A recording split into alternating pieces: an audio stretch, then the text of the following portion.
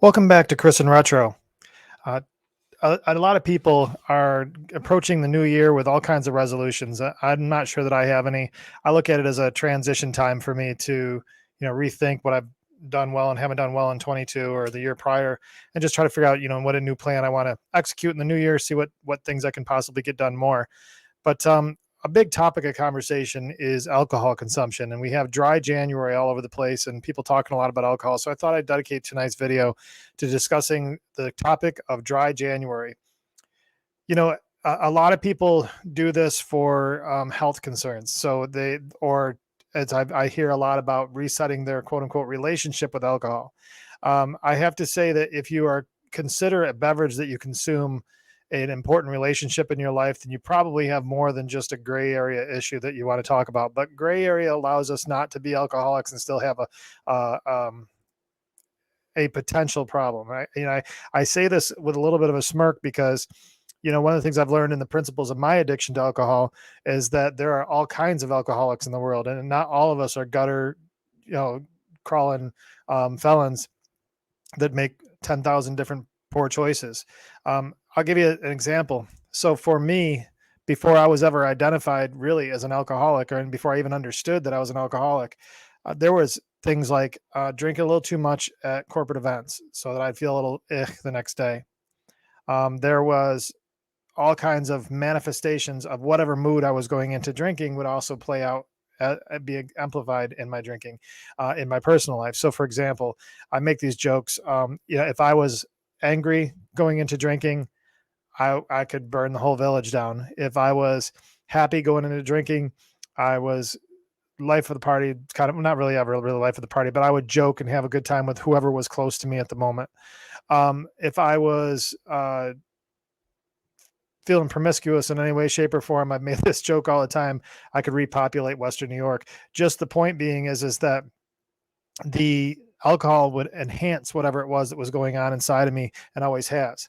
That was well before understanding that I had an addiction. Now, the addiction really became an obvious one when my life was completely out of control and I couldn't seem to stop making one bad decision after another. That everybody on all sides of the margin would probably say that guy's got a problem.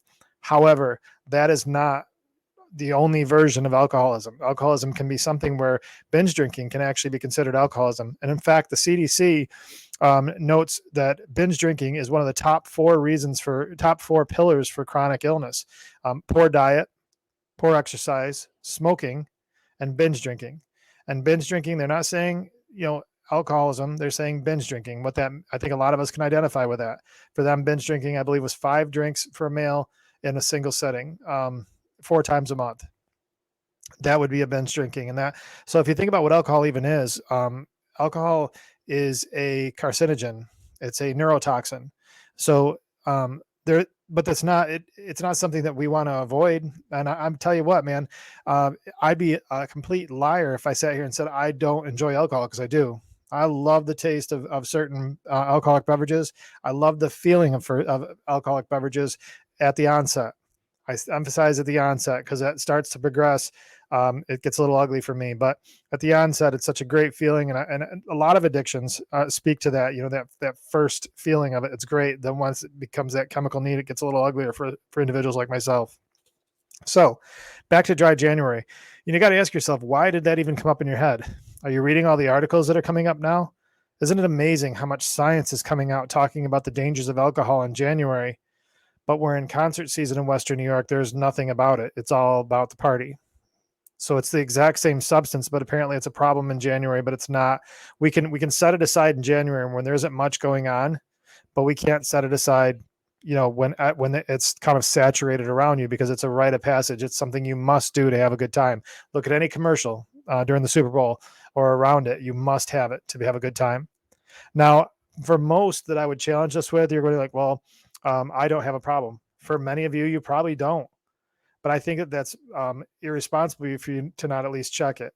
So I think one of the values of dry January is that if you're thinking maybe there might be a problem here, Dry January will kind of test yourself. If you can't set the substance down for a month, then you may have an issue going on in your life that you want to take a look at. And it might not be the beverage, it might be something else you're trying to hide from. And that's a healthy exercise as well. Do not say that you're addicted to a substance, but maybe there's a reason why you drink more than average and more than most is because you have something else going on in your life. And in the absence of alcohol in January, you could at least see there's something going on that you need to fix in your life to make yourself have a more fulfilled life and happier and more serenity, so to speak. So it's not to just completely crap all over dry January. However, I think dry January is used in a lot of ways. Right now, I'm seeing it become a very commercial entity, almost like it's become like a Christmas for the non-alcoholic beverage manufacturers. But at the same time, I think there is some value to it. And you really have to assess for you what you're trying to look at. So in this video, what I want to do is I'm going to share some perspectives on it, but at the same time, I'll try to frame up, what I think a valuable use of your dry January might be if you choose to go down that road. So the first thing I want to do is share with you a couple of videos. I'm going to go over to, I think what's the first one I'm showing you. Okay. So the first one I'm showing you is Carrie Schwer. And now Carrie's a friend of mine, so I'm not going to pick on her. She's got a really great business that she's started. It's called Gray Tonic. Now, Gray Tonic was designed around all of these things that we use to compromise our values, compromise our life in certain ways. So there are things that we do all the time, but Gray Tonic for her, she started with alcohol, realized that she had what she called an unhealthy relationship with alcohol. I would argue that a lot of what Carrie has demonstrated in hers, I'm not saying for her life, but for others, if they demonstrated similar attributes, you may actually have an addiction. Carrie was able to walk away from it and has then helped coach other people deal with these gray things that really dilute your life. So Carrie Schwer has Gray Tonic. And if you're looking for something that might support your journey, and if you're not sure if you have an addiction, or if you think it's just maybe alcohol is masking something else, Carrie Schwer is a good resource for you. But there's others here. There's some tips here with that Harvard put out for Harvard Health. I thought this was an interesting article. And that for the cynic in me, I would say tips for successful dry January: find a substitute, a non-alcoholic drink. Well, if alcohol is so important to you that you have to find an alternate solution for it, then you might want to consider that alcohol is more important in your life than just something you do. Avoid temptations. Create a support group, it says. Use Try Dry app and don't give up. If you slip up, don't feel guilty. Just begin again the next day. I got to be honest with you. The language they're using here is what you would do if you're in an addiction situation. If alcohol is that much of a relationship in your life, that January is this taxing for you to get through, that you have to have an app and you have to have these curbs up, because it's not just a healthy effort where you run an extra mile a day. It is that you are really needing to restructure your life around to deal with alcohol. I would argue that you really need to consider getting an evaluation for alcoholism, because if it's that serious that you have to block it that much and go to that much effort, alcohol is more than an unhealthy relationship. You more than likely have some kind of an addiction going on, and it's worth getting to a professional and do an assessment. If nothing else, you can go to the worldhealthorganization.org, and on World Health Organization, they actually have a self-assessment that you can do. I believe there's also one at shatterproof.org. There's a bunch of self-assessments out there. You can do it in the privacy of your own home and take a look and see if you actually have something going on that you might need some medical support for or treatment support for. This is not something to mess with. And here's another example of it. It says check your feelings. You don't have to be Superman to go through it. So that another thing talks to me about how serious this might be for you. But at the same time, beware of problems. So if you start having, and these are some symptoms: anxiety, shaky hands, headache, nausea, vomiting, sweating, insomnia, those are all withdrawal symptoms, and they can get very serious. Now, keep in mind, alcohol withdrawal is no joke. I went through it, I think, 6 times. 3 of the times was medically supported.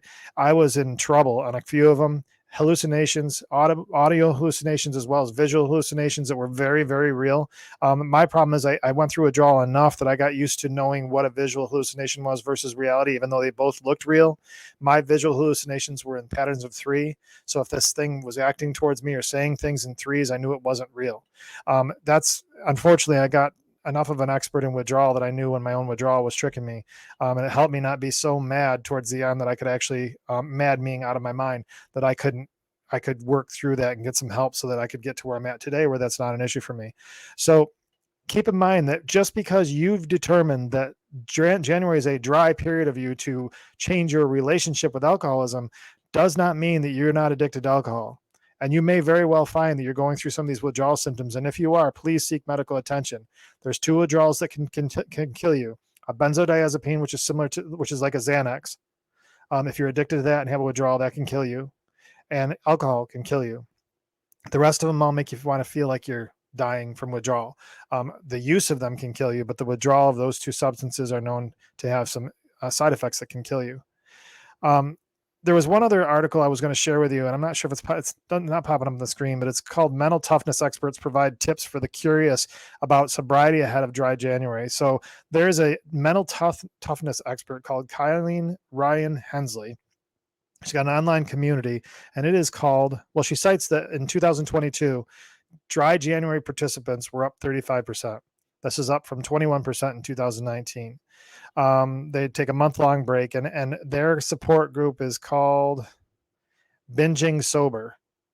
And they're calling it mental toughness, and they're redefining it with mental toughness. And, they tried to broaden it to other things about watching what you eat and everything else. And now there is a certain amount of mental toughness to, getting over anything that you find that you need.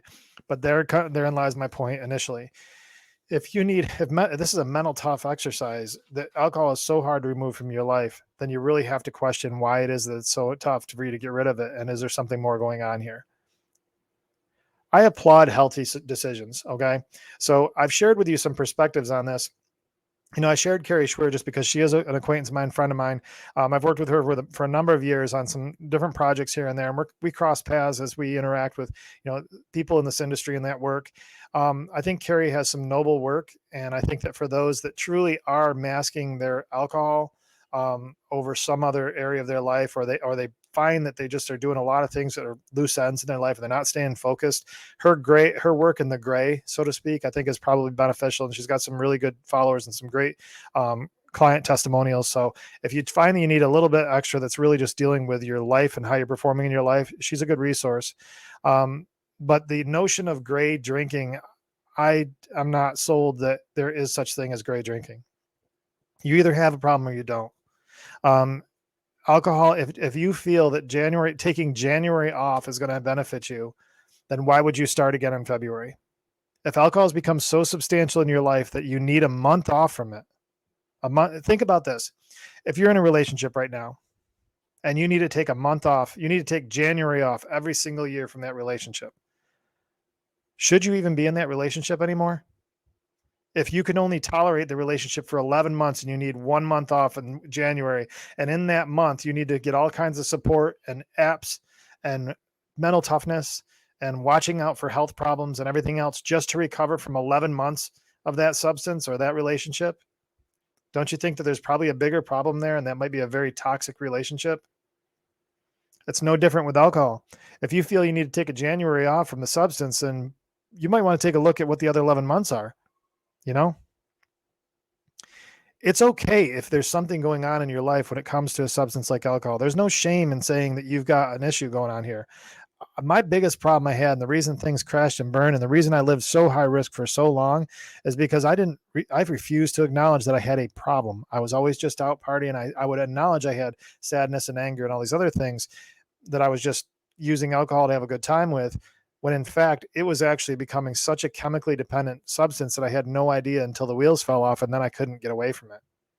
You may very well be in the early stages of that, or actually in my area of recovery has been in a 12-step program that talks about any number of addiction. There's those that are desperately can't even function, and there's some that can go out and party like crazy for a while and come back the next couple of days and not touch the stuff, and then go back out and party hard again. They're all versions of alcoholism. And I think you really need to, if dry January is something you feel the need to do, man, that alone is a red flag. Because keep in mind, for us to get better from addiction, the first thing we have to realize is that we're powerless over it.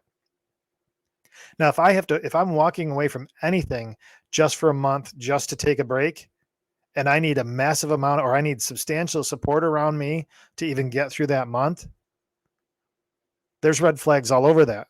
Are you truly in control after all anyway? I hope this video was educational for you, man. Alcoholism is near and dear to my heart because it is who I am. I am an alcoholic. I am in recovery, and I have all the things that made me dry January has to be dry February, March, April, May, June, July, all the way through till December.